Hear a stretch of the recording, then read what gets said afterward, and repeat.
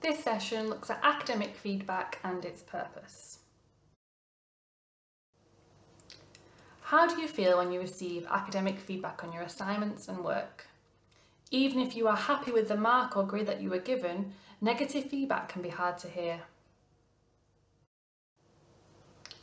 This is why it's important not to perceive such feedback as negative, but instead as points for improvement or development. Sometimes we have a tendency to think, well, I'm just not smart enough, or I'm just not capable of working at a higher level, but these simply aren't true. Your academic feedback is there to help you develop the necessary skills to achieve higher marks. Time is a very important concept when it comes to your feedback. Firstly, it is important to take the time to read your feedback carefully. Then, take time to interpret the feedback.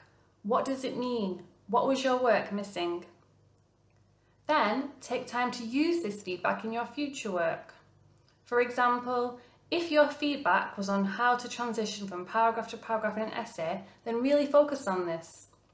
A useful exercise to do this is to ask someone else to read your essay and ask them if they think you have shown the skill you are working on. Finally, the process of improving and developing takes time. You should be able to look back at your first ever piece of work and compare it to your last and see a huge improvement. This is exactly right. We shouldn't expect to be perfect from the get-go. Now you know how important feedback is, let's look at some useful places to get feedback. You can get feedback from classes or lectures.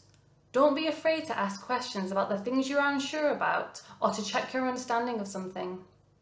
Engaging in this way, rather than staying quiet for fear of asking something silly, is more likely to get you higher marks in the long run. Maximise your use of online forums on Microsoft Teams and the Student Hub. Post questions for your tutors and fellow students and reply to the questions asked by others. Note down any verbal feedback that you receive in class time or about your work and take the time to reflect on it afterwards. Written comments as part of your formal assignments are very useful feedback.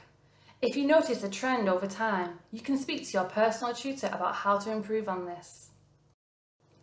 Finally, you can share a sample of your work with one of your classmates and ask for their feedback before you submit. This should give you a critical eye on your work and help you learn from others.